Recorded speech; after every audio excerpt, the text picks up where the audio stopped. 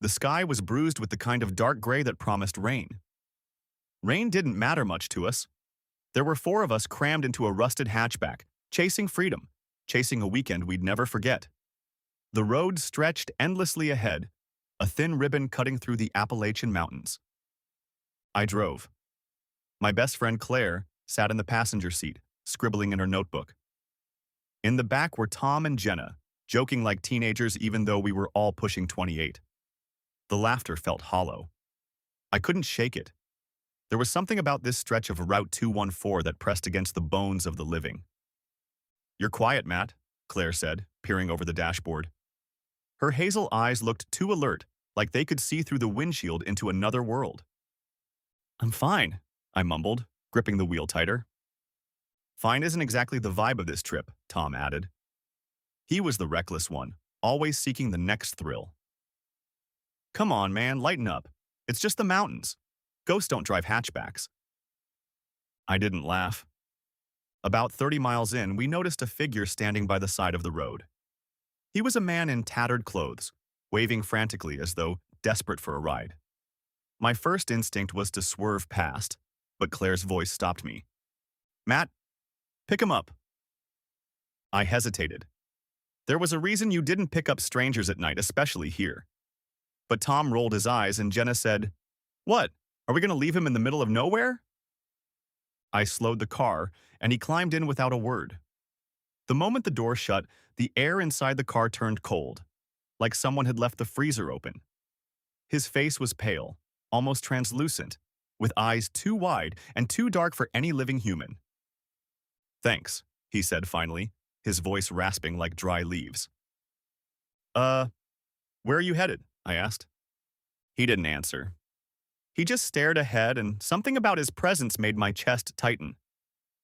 The GPS had stopped working hours ago. Maps were useless.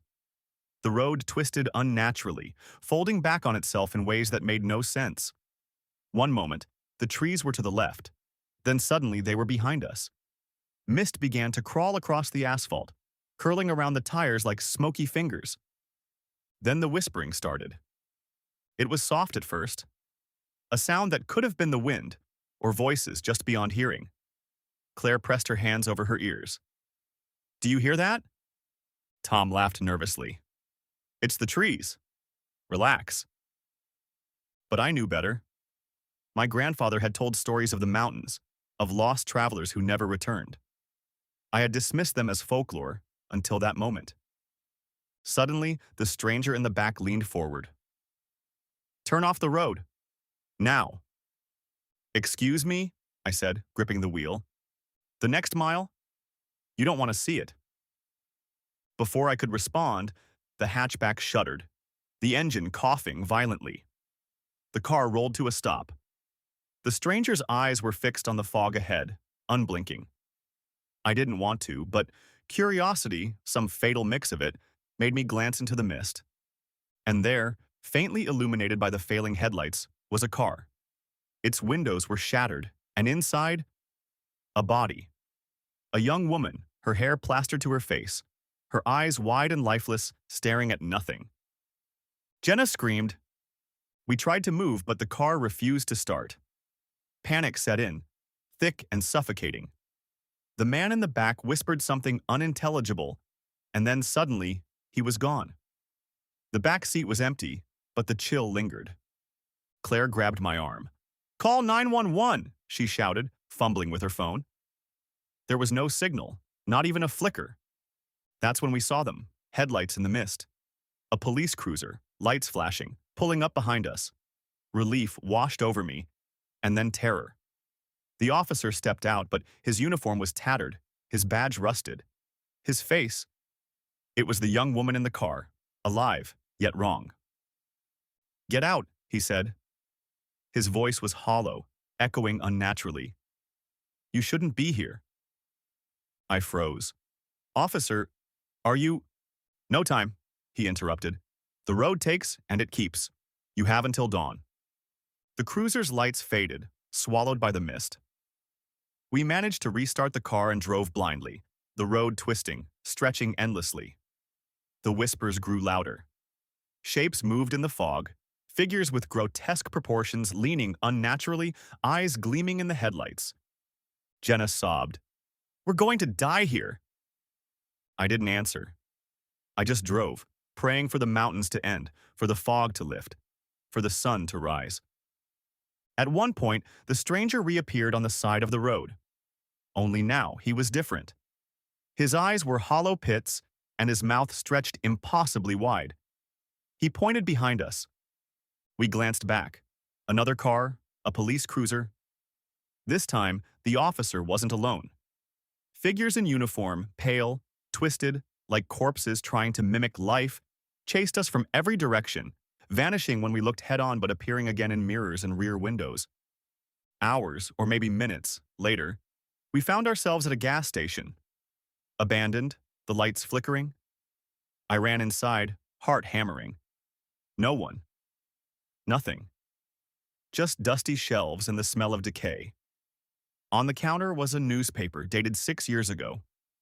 The headline, "Local family missing on Route 214, all found dead." The photo, it was us. Or versions of us. Tears ran down Claire's face. "Matt, we're dead?" I didn't know. Maybe. Maybe we were trapped in some purgatory, some endless loop of that cursed road. The stranger was there, leaning against the pump, smiling. "You should have never picked me up." The reality shattered. The police officers, the figures, the bodies, it was all tied to him. To the road. To whatever ancient evil haunted the mountains. We tried to leave, but the hatchback refused to start again. The fog thickened, swallowing even the gas station.